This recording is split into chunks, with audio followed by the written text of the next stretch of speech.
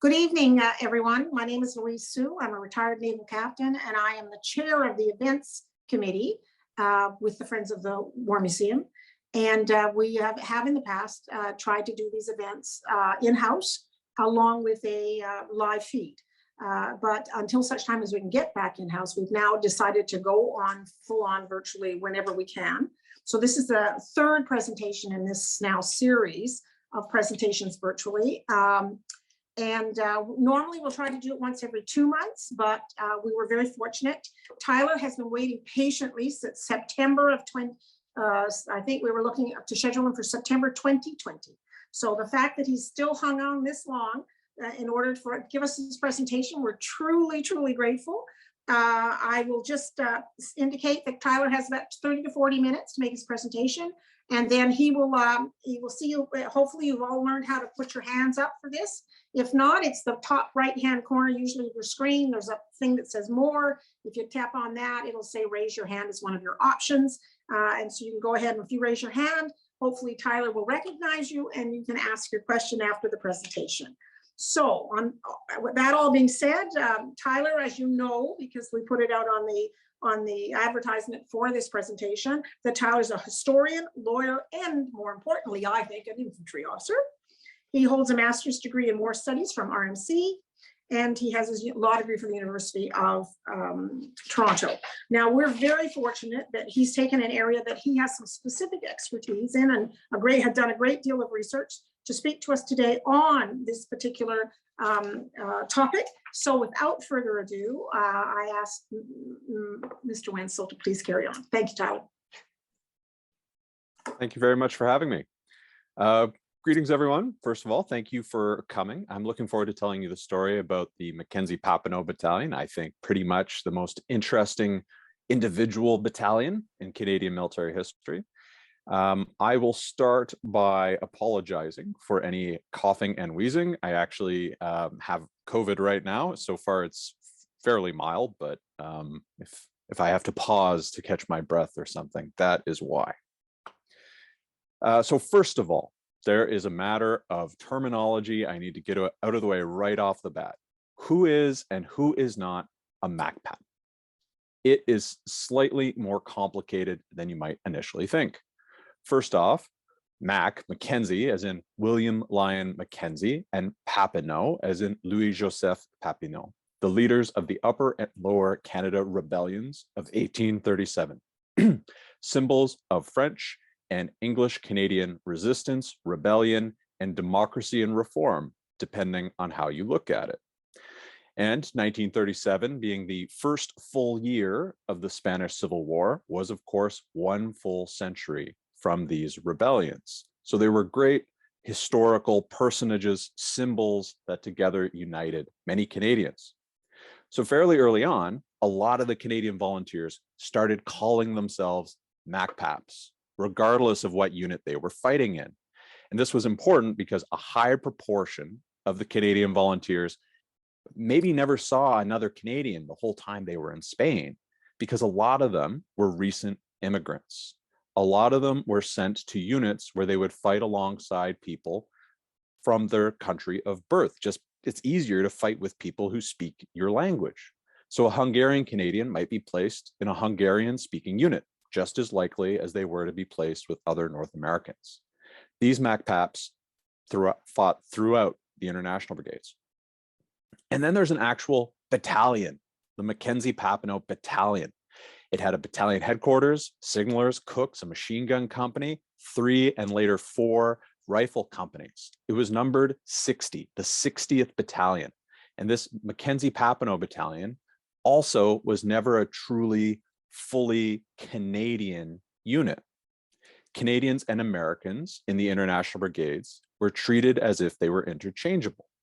And Spaniards, as well as Spanish-speaking Latin Americans, have somehow been written out of their own story. The Mackenzie-Papineau Battalion always had at least 1 full company of Spaniards, many Spanish officers and senior non-commissioned officers sprinkled throughout the organization, and Spanish conscripts were dropped in with increasing frequency as the war ground on.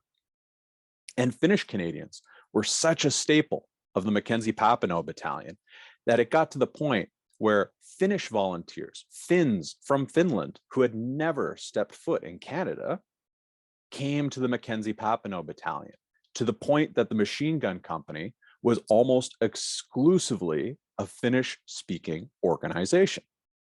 And it is this 60th Battalion, the Mackenzie-Papineau Battalion, that I'm going to talk to you about today. It's a huge disservice to distill the Spanish Civil War, a really complicated conflict, to sum it up briefly, but I'll do my best. In 1936, the Spanish nationalists rose up in rebellion against the elected government. The rebellion included most of the army, and they quickly gained ground, but eventually they hit a deadlock, and that deadlock was broken only when Italy and Germany provided the first air bridge from Spanish colonies in North Africa into Spain. While most of the international community tried to isolate and contain the Spanish tinderbox, Germany, Italy, and Portugal poured tremendous resources into assisting the nationalists. Mexico and the Soviet Union assisted the Republican government. They did provide a lot of materiel, but this stuff wasn't the most significant, nor was it the most interesting contribution that they provided. What was really interesting was they provided a network facilitated through the Communist International and the world's communist parties that could get volunteers to Spain. They could build, to some degree, a replacement army for the Spanish Republic in a hurry. There were other attempts to create similar networks, but they were all laughably ineffective compared to what the Soviets built. They could get a volunteer in Vancouver, British Columbia, all the way to Spain, every step of the way covered. Getting a passport, getting the tickets, getting the notes they needed, moving from safe house to safe house, linking up with smugglers who could get them across the closed border between France and Spain. The first 5 Canadian volunteers mobilized through this network were in Spain by February 1937, and they were immediately placed in the newly formed American outfit, the Abraham Lincoln Battalion. Most of the very first Canadian volunteers were sent immediately to the front. There was no time to spare. They got almost no training whatsoever. Bob Kerr, a Spanish Canadian sent by the Communist Party of Canada, was supposed to be a non-combatant representative of the party there. However, he was immediately told that, sorry, that those special credentials you have secretly stitched into your tie might make for a nice souvenir, but there'll be none of that today. Off you go to the front. As more and more Canadians arrived, they were jumbled into the Lincoln Battalion and then later a second battalion, the George Washington Battalion. The Canadians who were there, they wanted their own unit, but they couldn't pull people back to build new organizations. They had to build it out of the new people as they arrived. Eventually, there were enough North Americans to justify the creation of a 3rd North American battalion. They got their wish, and that battalion was named the Mackenzie-Papineau Battalion. But again, they couldn't sort people out. They couldn't take all the Canadians from the front lines and throw it into this new battalion. So the Canadians and the Americans remained jumbled.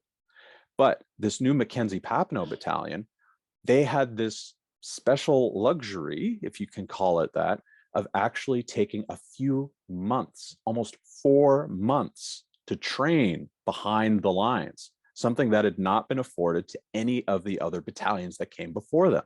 This is because their home brigade, the 15th Brigade, was actually over strength.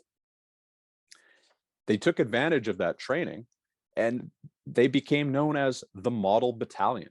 They were able to train in weapons, in small unit tactics, to send their officers and non-commissioned officers to schools. So they were the Model Battalion. They even were able to wake up in the morning to something as traditional as a bugler playing reveille, at least until the Lincoln Battalion troops took that bugle, stole it, and drove over it with a truck, because they did not like that concept of bourgeois discipline in their ranks. Very few of the volunteers Initially, Spain wanted, obviously, volunteers with military experience, but a lot of the volunteers did not have very much. So everyone had to be elevated to several ranks higher than what they were trained. In training, the first battalion commander, the Mackenzie-Papineau Battalion, Robert Merriman, he had been a ROTC candidate in the University of California. So he had actually received some training as a platoon commander. So he was immediately made a battalion commander, which is quite the jump. And after he had some fairly brief experience as a battalion commander, he was made the brigade chief of staff. Everyone just got pulled up very quickly. The subject of my book, Edward Cecil-Smith, who commanded the Mackenzie-Papineau Battalion for most of its existence, he was trained as a peacetime Canadian regimental sergeant major, and almost immediately found himself as a company commander in combat and then a battalion commander in combat for the rest of the war. Everyone got pulled up several levels. Often people rose to that challenge. However, where things fell apart was at the higher command and staff levels. So for instance, the Mackenzie-Papineau Battalion's first battle, Fuentes de Ebro. Fuentes de Ebro really highlights the shortcomings of the international brigades, at least the challenges that were innate to it. The volunteers were brave and motivated. They were skilled in small unit operations, but at higher levels, they didn't have the commanders or the staff officers or the technical experts who could coordinate and synchronize. This isn't a criticism, just an observation. This was not a professional force that had had the time and the luxury to send people to staff college, for instance. That just wasn't going to happen. This was a come as you are event, and almost everyone was working way beyond what they had been trained to do. And they faced incredible material shortcomings. They just never had enough food, fuel, or weapons. And they did, in fact, face a professional army. The Nationalists, although still predominantly composed of conscripts, was mostly made up of a professional standing force. The attack on Fuentes de Ebro was across open terrain, from one trench line to another, through no man's land, with a built-up area behind the Nationalist trench line. An attack like this needed surprise, needed shock action, and it needed synchronized effects. And the plan did allow for that. The plan was air attack, followed by artillery strikes, as the 15th Brigade would move up into its jumping off positions right behind the Republican lines. 3 battalions, including the MacPaps, would then advance as one, go over the top, as you were, behind a Republican armored force, which was composed of Soviet BT-5s and T-26s. Those tanks would have the Spanish battalion, the 4th battalion in the brigade, mounted on top of them, and then they would advance on their objectives. If this had happened, they might have had some success. Instead, the trucks that brought the troops as far forward as they could were fully compromised in the opening moments of the attack before they even got to their jumping off positions. The troops dismounted and took cover. The attack came, but it was late and it was light, and there was no artillery at all. The tanks were nowhere to be seen. Then, when they did arrive, the Spanish troops on top of the tanks were disoriented and they fired on their own comrades as they passed by.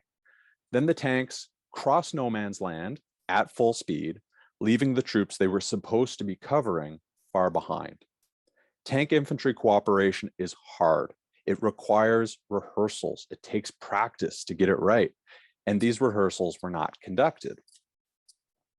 So imagine this spectacle from the nationalist point of view. As the sun rises, you see trucks full of troops arrive on the horizon. You know something is afoot.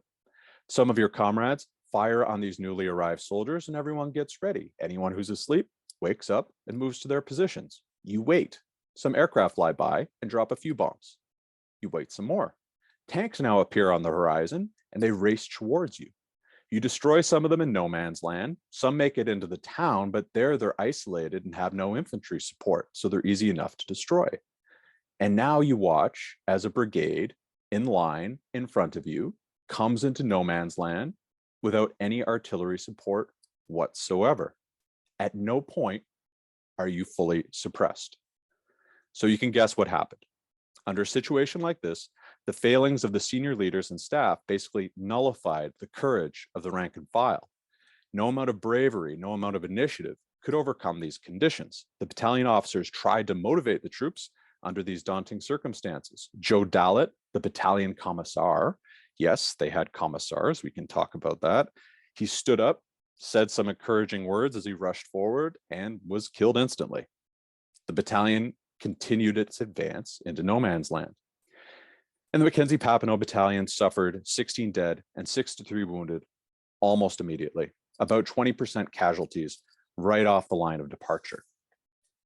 They didn't make it very far into no man's land, and they struggled to hold what they had taken. MacPap Lawrence Kane, after the battle, put it simply, quote, "We got the shit kicked out of us," end quote.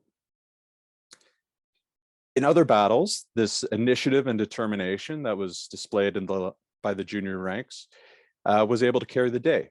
For instance, at the Battle of Teruel, the MacPaps held a key section of the defensive line guarding the entrance to the city of Teruel. On the right, there were some Spanish Marines, marineros, and they defended some small hills. And just beyond that, a German brigade held a larger feature. The Nationalists bombarded that feature, and the German brigade was forced to withdraw. The marineros, now seeing their position was clearly in jeopardy, they also withdrew. This left the MacPaps' right flank completely exposed.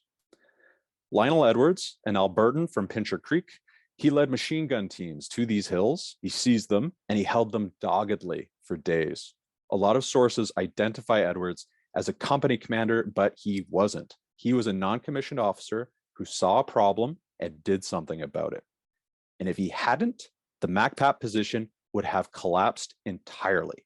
His hill became known as Edwards Hill, or sometimes Suicide Hill. Most of the fighting done there was at point blank range because they didn't have enough ammo to fire any other way. They had to make every bullet count. They fought until the last of their machine guns was broken, and they made plans for their withdrawal. Then suddenly the Nationalist attack ran out of steam. They had outlasted their enemy. The battalion did exceptionally well at Teruel, and there were lots of other examples of MacPaps doing incredible things there, of doggedly resisting the Nationalist attacks. The battalion, as I mentioned, was stretched very thin. So to cover off its frontage, the three rifle companies were just stretched end to end. Not an ideal situation. The battalion commander, Canadian Edward Cecil-Smith, recalled what he had been taught by his Red Army trainer about what was called elastic defense. He knew that no line was ever truly impenetrable, and what mattered was how you absorbed and broke the enemy attack as you absorbed it. So how do you achieve that with a thin line with no depth? Well, he used a series of what were called mobile machine gun nests. Some machine guns were allocated to the companies and in the more difficult to reach places, such as the left flank, which was on a cliff face. Otherwise, the majority of machine guns were held in reserve. They would be pushed forward along predetermined routes to predetermined fighting positions based on enemy actions. This approach was not without risk, mind you, but it was one way to make the most of a bad situation. Some of these guns were pushed to Edwards on the right flank, and on one occasion, Cecil-Smith actually used them to break a cavalry attack. A squadron of cavalry broke through the front lines, swept into the rear, and Cecil-Smith personally led the machine guns, along with every cook and cartographer and signaler in his battalion headquarters, forward to block that cavalry charge. Not long after Teruel, the battalion engaged in their first offensive action by night. They launched a rather daring raid against a Nationalist hill fort. They were not, however, successful in their second raid. On the first occasion, the Nationalists had no idea that they were in the area, so they had the element of surprise. On the second occasion, the Nationalists knew they were somewhere in the area, and unfortunately, the clouds broke, covering the whole area in moonlight just as the offensive was about to go in. So that attack was not surprisingly broken. The rest of the Mackenzie-Papineau Battalion's war can really be divided into two distinct periods. The first can be called the retreats, and the last as the advance.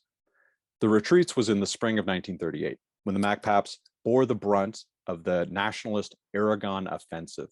Their largely mechanized two-phase advance from the north towards the Mediterranean that split the Spanish Republic in half and drove the international brigades to the east of the Ebro River in the direction of Barcelona. And the advance, which followed that summer, when against all odds, the Republicans recrossed the Ebro River, advanced west, and then desperately fought to hold on to what they had taken. I could talk to you all day about the retreats. As an infantry officer, I find this to be a really fascinating series of battles. It was an intriguing offensive operation that saw a lot of German and Italian aircraft, tanks, and half-tracks used in battle for the very first time. They used truck-mounted infantry moving off-road in an effort to harass and bypass other forces that as they moved along main roads. In fronts, perhaps 20 to 30 kilometers wide, the Nationalists sometimes advanced along 3 or even 4 discrete axes of advance. It had many of the marks of blitzkrieg, except tanks were not massed. They were still mostly used in infantry support, and cavalry was still being used to exploit breakthroughs. The Mackenzie-Papineau Battalion was in a reserve position when the attack began. They scrambled to make contact with forward elements. They sent ahead company-sized standing patrols and reconnaissances to gather information and to provide protection. The brigade put together a line, but the enemy was advancing so fast that it turned into a meeting engagement. The organization lost cohesion. The MacPaps held together a little better than most because they were in the south and were in position by the time the enemy arrived. And for their success in holding together, they were usually given the duty of providing the brigade's rear guard, a perilous position to be in against a fast-paced enemy force. Again, as in previous examples, the brigade staff did not do especially well, even as junior leaders and troops showed their merit. For instance, when the brigade's main withdrawal route was cut, the lead elements of the brigade changed direction.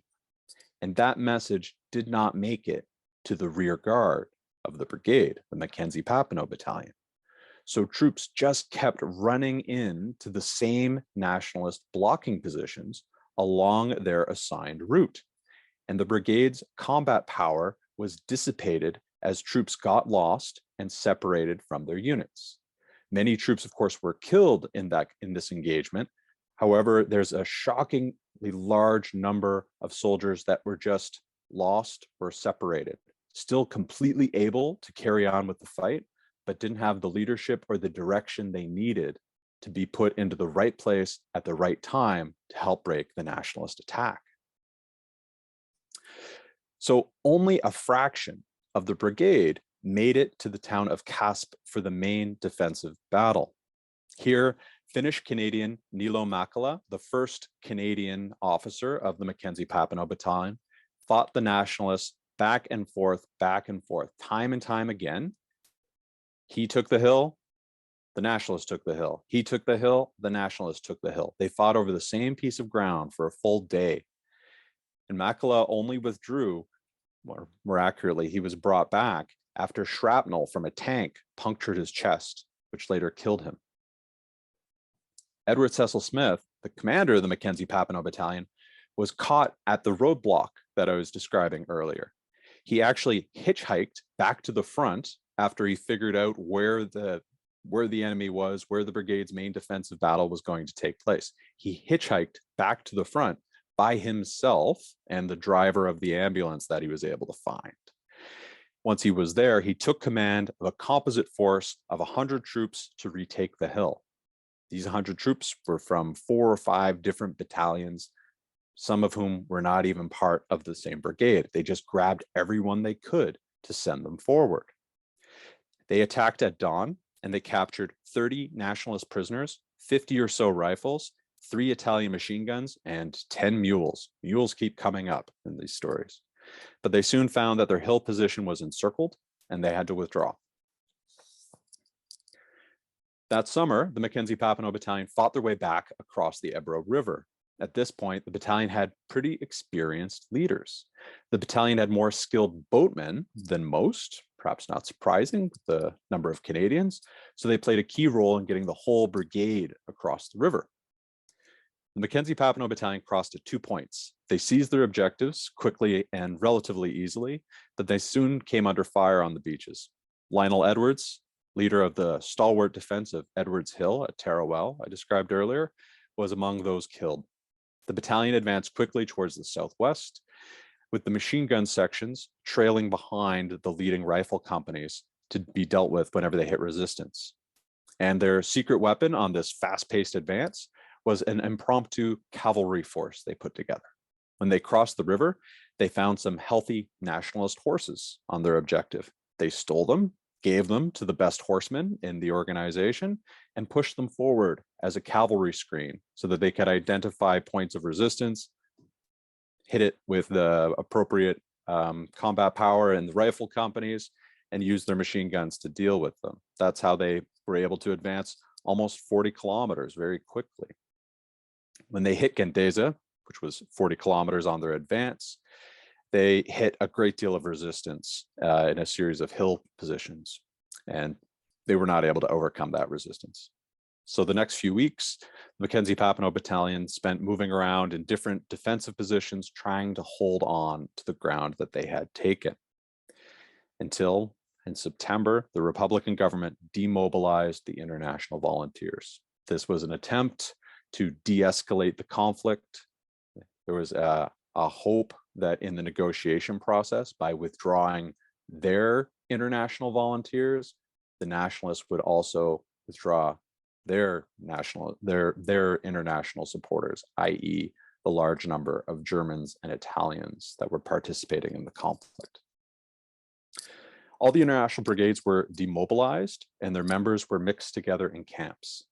All of the Canadians were now MacPaps, and they marched home under the Mackenzie-Papineau Battalion banner, regardless of what unit they had served with during the war. In fact, the Canadians were the last foreigners in the international brigades to leave Spain en masse. The bulk of the force did not return to Canada until February 1939, and on their reception home, this is where the idea became mainstream of a truly all-Canadian Mackenzie-Papineau Battalion took root. It gave them all a shared identity, a symbol to rally around, again, regardless of what unit they had actually served in. So, jumping ahead a bit, there are lots and lots of differences between the Spanish Civil War and the Russian invasion of Ukraine, but I think a few points are worth thinking about, similarities and differences when we talk about international volunteerism. People are angry. People feel helpless when they see the kinds of injustices like this, and they want to do something to help. For some, that means putting themselves into harm's way, even if they don't have much military training. Second, it's important to note that organizing foreign volunteers are hard. There are language barriers. There are training disparities. You don't make a battalion by just taking 500 people and putting them all together. You need leaders, specialists, maintainers, medics, machine gunners. They're all different, and all their skills are necessary to build an organization that's actually useful. Three, these people will have opinions about their identity, who they want to fight with, what symbols they want to serve under, and those symbols matter a great deal to them. They will shape how they understand their sacrifices, how they tell their stories. Foreign volunteers are so interesting because they usually fight for ideas or ideals, and their symbols reflect those ideas and ideals. The very name MacPap tells us so much, bearing in mind the two kinds of fictions I was describing earlier. For the volunteers in Ukraine, look at their patches. We're seeing a great deal of that on social media. It's fascinating. You'll see a glimpse of symbols from the Syrian People's Protection Units, for instance, reflected in some of these patches, because some of the volunteers also fought alongside Kurds against ISIS. And you'll see glimpses of a three-pointed star, which is a symbol of the international brigades in the Spanish Civil War. You'll see glimpses of these things. So I'll wrap up there in the spirit of leaving time for questions. Thank you very much for coming today. I hope you found it interesting. And I hope you do decide to check out my book. It's a biography of the commander of the Mackenzie-Papineau Battalion. It's titled Not for King or Country, Edward Cecil-Smith, the Communist Party of Canada and the Spanish Civil War. Most of it has to do with his time in Spain and a lot of other things to do with radical history in Canada. So please consider getting a copy through your local bookstore. So without further ado, I'll stop there and open up the floor to questions. So I'd encourage you to put your hands up. Oh, I noticed Seymour has already got his hand up, so I don't need, I'll let you start and I'll leave it over to you, Tyler. Good luck. All right, thank you. Seymour. Oh, unmute Seymour. We knew this would happen. Yeah, I should have warned you. Okay, I got it. Thank you very much. Tyler, a number of years ago when I was in graduate school, I studied with a Spanish professor who had actually become a Mexicanist, but he was originally from Spain. And I started talking with him just out of the blue. And I said, what happened with the Spanish Civil War? I said, did Canada accept any refugees from the defeat of the Republic? He said, well, Canada didn't speak Spanish, so they probably wouldn't. They actually did, but it didn't matter. Yeah. I said, and I happened to mention to him, I said, well, it was a nasty war between the Republicans and the nationalists. And he yelled at me. He said, don't call them nationalists. Actually, he's right. And I was wondering about your categories, Tyler. It's not, I don't think it's Republicans versus nationalists. I don't know why they call them nationalists. I think it's Republicans versus fascists. That would be a better set of categories to describe what went on. So I don't know what you think about that. You might want to comment on that. And I also mentioned to him that he said, well, Canada didn't do anything. I corrected him. I said, no. We had the Mac-Pap Battalion. We sent over the Mac-Pap, the International Brigade, as one of the international brigades. And he didn't say anything, but he must have heard it, obviously. So I think it's something to think about, that it's Republicans versus fascists, not Republicans versus nationalists. I think he had it right. Thank you. Thank you. Why do they call them nationalists? What's national about them? Well, I'll respectfully disagree with the categorization, but mostly not because I disagree with labeling the nationalists as fascists, but because these categories are problematic regardless. Because if I divide it into Republicans versus nationalists, that's the most apolitical way to divide it, because the nationalists included fascists, but also a wide variety of other non-fascist conservative elements within Spanish society. So are we going to label all arch conservative Catholics fascists? Well, no, there was a wide degree of disagreement within the broad nationalist movement. Well, we could say the same thing about the fascists. We could say they were made up of a broad array of elements. It's the same thing. I don't see the difference. I think. Okay. Sorry, I'll just finish that thought. So I would disagree with the categorization you're putting forward, because it flattens the complexity of the Spanish right, which is much more complicated than just calling them all fascists. Part of the organization I'm most concerned with is in fact fascist. Right. But when I'm talking about at the high level, I'm not going to mash it down into that. It becomes even more complicated when you look at how diverse the Republican side was and the degree to which anarchists played a role in Catalonia, as well as Catalonian nationalists. But when we talk about Catalonian nationalists, we mean something very different from Spanish nationalists. Right. And we talk about Basque nationalists, we're talking about something very different then we say Spanish nationalists. So I deliberately choose to use nationalists and Republican in dividing the two sides, knowing full well that we're flattening a wide variety of different organizations, different political motivations, different cultural motivations into two camps. And that by its very nature obscures a great deal. But as I said at the beginning, it's very difficult to talk about this extremely complicated civil war in simple terms without giving you like an hour and a half of background before I launch into it. Well, of course, but I mean, the rise of Trump, people were starting to talk about fascism and that kind of thing, the pseudo-fascism or whatever. I mean, it's already coming up just from the discussions with Trump. It never went away. It's in fact, it's still there, exactly.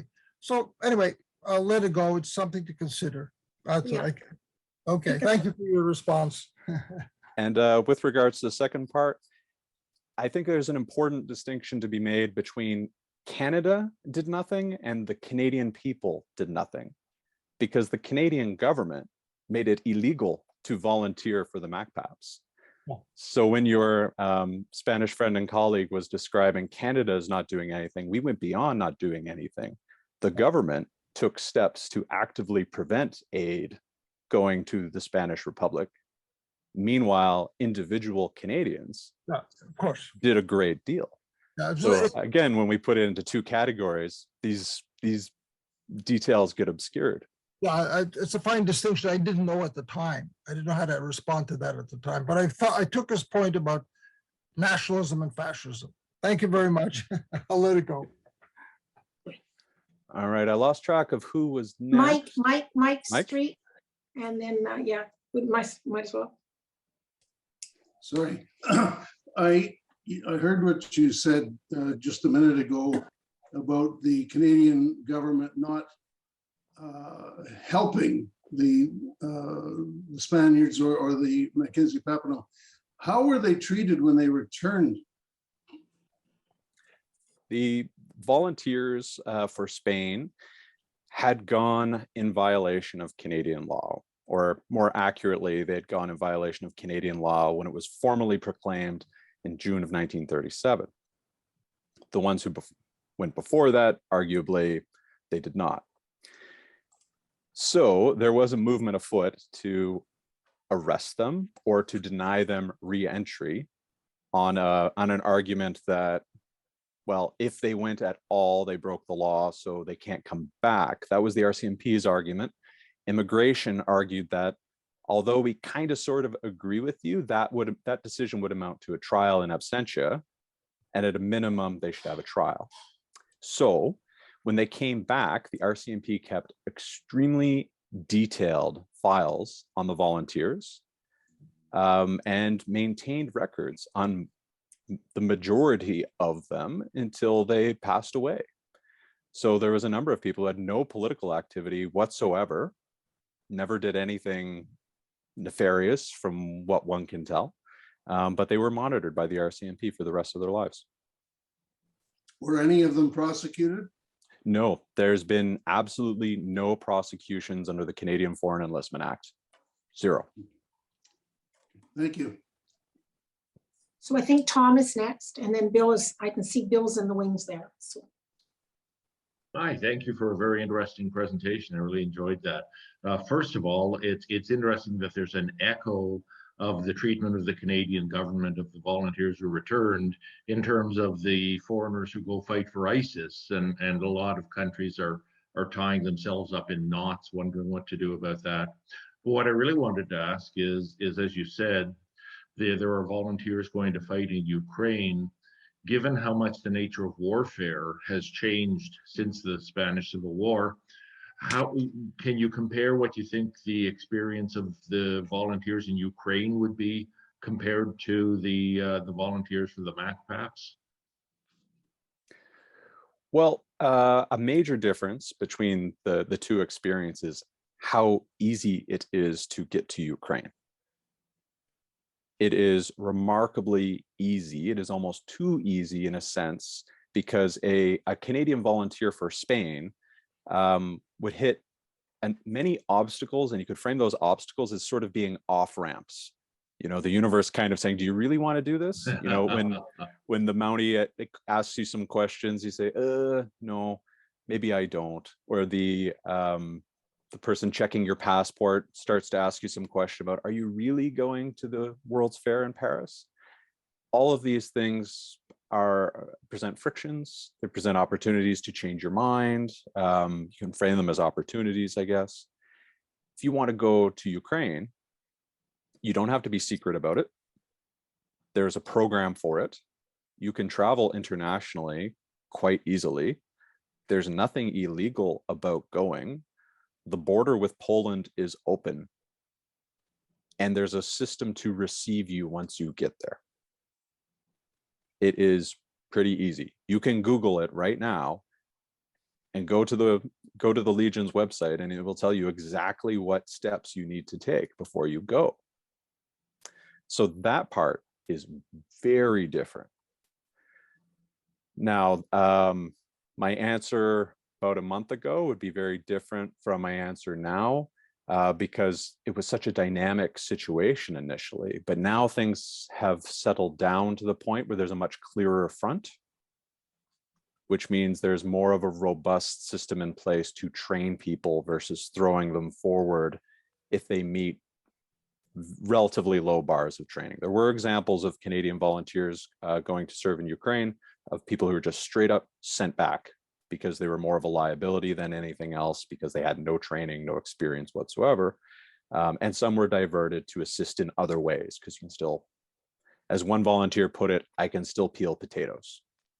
You don't need to be in the front line to serve, to assist. Very So true. I'd say those are the biggest differences. Okay, thank you. Bill. So- Oh, sorry. Yeah, Bill. Jump the gun. Bill, you need to unmute. Bill, you're on mute. Well, I'm late signing in, so I did not hear the presentation. So I'm just There you go. enjoying listening to the discussion, and I think that's about all I can do is listen at this point. There we are, button's unmuted. Oh, good. Hey, Bill. Way you go. Very interesting. I enjoyed this, and we particularly enjoyed the idea of people going volunteering and having some kind of opportunity to get trained before they get thrown into the front lines. You hear all sorts of stories about the Spanish Civil War, you know, starting from the bell tolls and all that good stuff. And one of the things you don't ever think about is the necessity to take the volunteers and make them into something. However, that said, I'm glad you brought that one out. You said the RCMP followed them all very carefully after they came back. How many of them went off to World War II? Do we have any idea?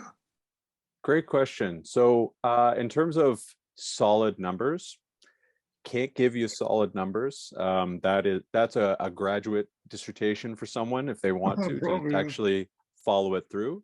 But in big buckets, because I've followed mostly the leadership through that process, there was a very high rate of volunteerism for members of the Mackenzie-Papineau Battalion and other Canadian volunteers to serve and fight in the Second World War. There's a few wrinkles though, because about 3/4 of the volunteers in the Spanish Civil War were members of the Communist Party of Canada or the Young Communist League. And the Communist Party of Canada, the Young Communist League, flip-flopped on their policies towards the Second World War. In the opening days, it was treated as an anti-fascist war. Therefore, we're all about anti-fascism. We are in favor of the war. And then the Molotov-Ribbentrop Agreement, which predated that line, trickled it down through the Communist International Network and dictated, no, we are going to treat this war as an imperialist war. Therefore, we don't support it. Therefore, you should resist the war effort. And then Germany invaded Russia. And then the communist movement was all of a sudden very much in favor of the war effort and was in fact pushing for the second front, i.e. the Dieppe raid, as soon as possible. So the participation of the Communist Party members, and again, they were not all Communist Party members, but there was a high proportion of them, they followed that flip-flopping. Edward Cecil-Smith, the subject of my book, he was one of the ones who ignored the directive, and he volunteered for the Canadian Army anyway, which got him in trouble with the Communist Party. And then when the RCMP figured out what he had done, the RCMP made sure that he got kicked out of the Canadian Army. So he just couldn't win. After Germany's invasion of Russia, then a huge proportion of these people volunteered and fought in the Second World War. Thank you. Very good. Tyler, I have a question for you regarding your book on Cecil-Smith. Jack Ravenstein commented that your research was extraordinary, and in particular, he highlighted your use of unused sources. Can you give us some idea of what he's referring to there? I've only spoken about the military career of Cecil-Smith, given the audience, but I'll touch on a few other things. He was born in China. His parents were missionaries. Missionaries keep amazing records, very, very detailed records, and but they're in weird places. So, for instance, some of the best records I found, they were all beautifully bound in leather. And because they looked so nice, they were the backdrop in an office in Mississauga. No one had actually taken them off the shelves and cracked them open and looked what they were. So, you know, I was able to find those kinds of things that are just scattered all over the place. But in terms of the fighting, the best resources were the Russian archives, the Russian state archives, which have not been tapped into as much as they could be. These included things like after action reports and orders of the day and syllabi for what was happening in the training schools. These documents were evacuated at the end of the Spanish Civil War to Moscow. They were kept in Moscow. And then at the end of the Cold War, a lot of them were digitized and released. And if you have the patience, because they're not OCR'd, they're not searchable. If you have the patience to look through and follow them and apply some, you know, military background and training, apply some of that along with topographic maps, you can come up with a pretty good idea of what happened or what an ideal plan might have looked like, or what the challenges would look like, or what, you know, you take the range of a Maxim machine gun and you superimpose it on the topographic map, and you can figure out a great deal. Thank you. Very interesting. We like journals and things like that in this crowd. A lot. So I'm looking through to see if there's any more hands, and I don't believe so. So I think at this point, oh, go ahead. I give you one more opportunity to stick a hand up if someone wants to speak, or just speak up. Unmute and speak up. If you got one more question. McGill, I saw Tom Curry's hand up there a while ago. Yes, and he spoke. He's asked a question, I think. Yeah, no, actually, I was going to ask about the Communist Party flip-flopping at the start of the war, but you covered that, because that's really one of the funny episodes, this body trying to swerve this way and then swerve that way, but you covered it. Thanks. It's very striking when you go through the sources, because you have to have your ducks in a row when you're looking at the resources, because things get, anyone who's ever produced a newsletter or something like that, by the time you've edited it and pushed it out, maybe things have changed. Maybe things have changed. Yeah. And this was a great example where in the first few days of September, you can get really confused reading the Communist Party newspapers as to what their position was. And I'll bet the editors were pulling their hair out, because in the same journal, there's different articles reinforcing a different propaganda position. It's it's very striking. And it's also noteworthy because when the Mackenzie-Papineau Battalion came home in February 1939, everyone knew that this had been organized by the Communist Party, which just a few years earlier was toxic. Couldn't touch it. You didn't want to be associated with the Communist Party at all. And then these folk heroes came back, and they were anti-fascists, and they were putting their money where their mouth was, and they did church parades. They could do things like that. They were very mainstreamed and celebrated. And then the Communist Party just flushed all that goodwill down the toilet in a matter of days when they flip-flopped their position on the war. Well, if there are no further questions, on behalf of the collective that's here this evening, I'd like to thank you very much, Tyler, for taking the time to do this. It is certainly an area that I have very little knowledge, so I was really looking forward to tonight's presentation to give me a little better understanding of just what the heck was going on. So I'm very appreciative of that. And I know the nuances of the Canadian participation for those who are knowledgeable in this area. They'll have enjoyed getting a better understanding of those nuances. The friends will be giving you a small gift. I'll email you a gift certificate to our world-renowned used bookstore. This time, rather than bothering with addresses, I'll just tell Julia if she's still online. It'll be number 222. And since you don't have to be in town, between Julia, who's on the friends, we'll be able to hopefully find you something that you've been looking for, some book that you've been missing that's cleverly hidden in our collection of used books, and we'll be able to forward that to you. So on behalf of we're very proud of our used bookstore, needless to say. So on behalf of everyone, again, I thank you. And for those that came online this time, we have some interesting presentations coming. I hope to have something on the Cold War conflict as it relates to the Cuban Missile Crisis, because they're coming up to a 60th anniversary of that. And it'll be interesting tie-in, hopefully, with some issues about Putin today and the Cold War and where we are. I think that'd be very interesting. We also want to do the Canadian landmine protocol because we've got another anniversary coming for that. We've got an interesting anniversary coming as it relates to the Juno Center and Juno Beach. So we're looking at doing something for that. And of course, we've got the Canadian Military Intelligence book being launched in October, and we certainly want to hear about that book as well. We think that would be very interesting. It's the first book of its kind to be published on Canadian military intelligence. We're looking forward to that as well. So anyway, all that to say, I thank you all for coming online this evening. This presentation will be available to others if they want to see it. It will be posted on our YouTube site. So please don't hesitate if you know someone who's interested in this topic. Encourage them to have a look. Plus, as I say, anything we've done in the past is also posted online as well. Thank you again, everyone. And I'm going to look to our administrator to kind of close this off.